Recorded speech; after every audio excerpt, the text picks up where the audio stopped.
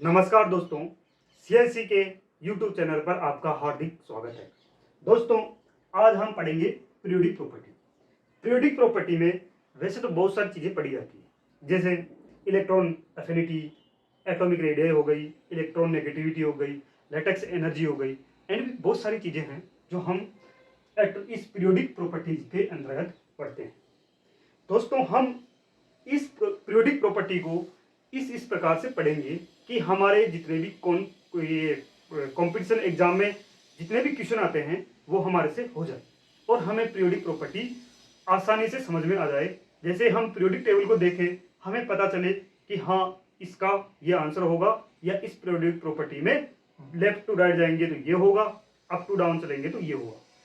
तो उसके लिए हम सबसे पहले एक एक चीज पढ़ते हैं और उनमें सबसे पहले हम एटॉमिक रेडियस के बारे में पढ़ेंगे। तो ये एटॉमिक जो रेडियस होती है,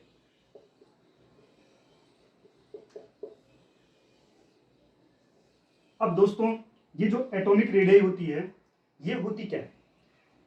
जैसे ही कोई न्यूक्लियस, ये माना कि ये कोई मॉलिक्यूल है जिसका ये न्यूक्लियस है, इस न्यूक्लियस के अंदर ये इसकी कोई क्लासेस हैं, ये इसके सेल्स हैं।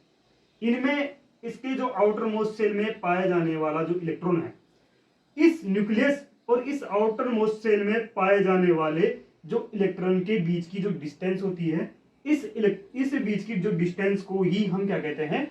एटॉमिक रेडियस कहते हैं। इसका मतलब मैं क्या कह सकता हूं? इसका मतलब मैं ये कह सकता हूं कि इट इज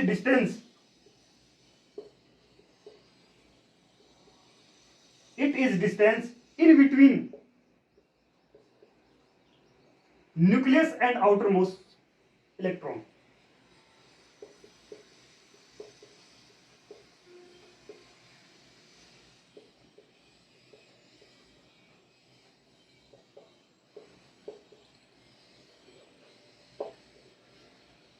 अब दोस्तों जैसे कि ये जो एटॉमिक रेडियस होती है, इसको हम कितने प्रकार से पता कर सकते हैं, यानी इसको हम कितने प्रकार से पता करते हैं? तो इसको पता करने के जो है, इसका एक मेथड तो ये है कि हम एक्सरेज के द्वारा हम इसके बारे में पता कर सकते हैं। दूसरा, हम इसके बारे में इलेक्ट्रॉन डिफ्रेक्शन मेथड के द्वारा हम भी इसका भी पता लगा सकते हैं। और तीसरा जो होता है वो होता है एनएमआर के द्वारा। यदि हम दोस्तों इनके टाइप की बात करें, यानी यदि एटॉमिक जो रेडियस होता है, इस एटॉमिक रेडियस के अगर टाइप की बात करूं तो एक टाइप तो होता है कोवलेंट रेडियस, यानी एक तो होती है कोवलेंट रेडियस। दूसरी हम बात करें वो होती है मेटेलिक रेडियस।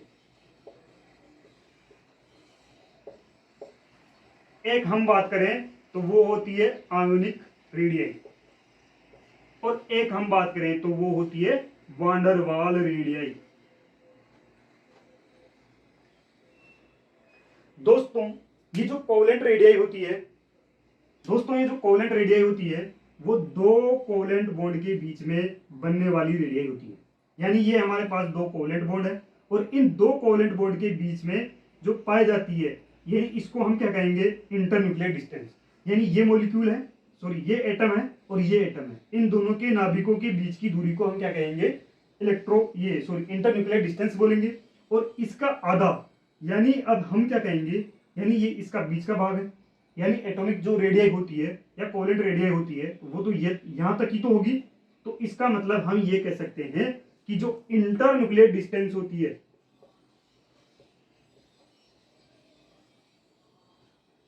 ये इंटरन्यूक्लियर डिस्टेंस का आधा ही क्या कहलाता है? एटॉमिक रेडियस या कोवलेंट रेडियस कहलाती है। दोस्तों इसी प्रकार जैसे दो मेटल होते हैं, ये मेटल के बीच की जो डिस्टेंस होती है, इसका वही सिस्टम जो यहाँ था, लेकिन यहाँ पे कोवलेंट बॉन्ड थे, यहाँ पे मेटेलिक बॉन्ड है। आयनिक बॉन्ड की बात करेंगे तो आयनिक बॉन्ड में ये आयनिक जो रेडियस होती है वो कैसे होती है? यदि जैसे हमारे पास कोई न्यूट्रल एटम है, यदि इससे हम एक इलेक्ट्रॉन निकाल लेते हैं, जैसे हम एक इलेक्ट्रॉन निकालेंगे, इसके पास में इलेक्ट्रॉन की कमी हो जाती है। इलेक्ट्रॉन की कमी होने से इसका जो ये जो रेडियस हो जाती है वो कैटायनिक रेडियस, इसको कैटायनिक रेडियस कहेंगे। और इसकी जो रेडियस हो जाती है वो क्या हो जाती है, इस जो न्यूट्रल एटम होता है इस न्यूट्रल एटम से इसकी रेडियस क्या हो जाती है, कम हो जाती है। वही अगर हम बात करेंगे, जैसे हमारे पास ये न्यूट्रल एटम है, यदि हम इसमें एक इलेक्ट्रॉन ऐड करते हैं, इसमें हम क्या करते हैं, एक इलेक्ट्रॉन ऐड करते हैं, तो इससे हमारी जो एटॉमिक रेडियस होती है वो बढ़ जाती है, यानी ये आयनिक रेडियस बढ़ जाती है। और इस रेडियस को हम क्या कहेंगे, एनायनिक रेडियस कहेंगे। तो ये जो एनायनिक रेडियस होती है वो अपने कोरेस्पॉन्डिंग जो न्यूट्रल एटम होता है उससे कहीं ज्यादा होती है, और जो कैटायनिक रेडियस होती है वो अपने कोरेस्पॉन्डिंग जो न्यूट्रल एटम होता है उससे कम होती है। मतलब उससे तो ये तो कैटायनिक रेडियस तो कम होगी, जबकि एनायनिक रेडियस अपने कोरेस्पॉन्डिंग न्यूट्रल एटम से ज्यादा होती है, ये ध्यान रखना। और जो वान डेर वाल्स रेडियस होती है ये गैसियस एटम में देखने को हमें मिलती है। ये जैसा गैस के अणु दूर दूर होते हैं, अब इन दूर दूर अणुओं के बीच में ये वान डेर वाल्स रेडियस पाई जाती है। अगर दोस्तों हम इनके रिलेटिव स्ट्रेंथ की बात करें, यदि हम इनके रिलेटिव स्ट्रेंथ की बात करें तो जो ये एटॉमिक रेडियस होती है वो क्या होती है, क्योंकि देखो इसके अणु दूर दूर पाए जाते हैं, इसके अणु थोड़े पास, अब यहाँ पे पास में आ गए और यहाँ पे और भी पास में आ गए, तो यानी अगर डिस्टेंस के आधार पर देखें तो सबसे कम डिस्टेंस, सबसे कम एटॉमिक रेडियस यहाँ पाई जाएगी, और सबसे ज्यादा डिस्टेंस यहाँ पे है और सबसे ज्यादा एटॉमिक रेडियस भी यहाँ पाई जाएगी। तो इसलिए इनकी रिलेटिव स्ट्रेंथ की बात करें तो वान डेर वाल्स रेडियस की रिलेटिव स्ट्रेंथ सबसे ज्यादा होती है, फिर मेटालिक रेडियस की बात करते हैं, और फिर हम बात करते हैं कोवेलेंट रेडियस की बात करते हैं। ये किसके आधार पर होती है, ये according to distance relative strength है। अरे समझ में आ गई क्या बात।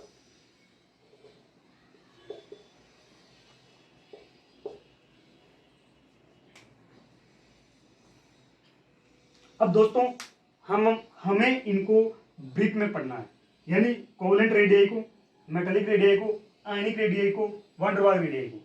इनको पढ़ने के बाद हम पढ़ेंगे कि इनकी वजह से आवर्त सारणी में क्या प्रभाव पड़ता है और इनके क्या क्या अपवाद हैं, क्या क्या एक्सेप्शनल केस हैं।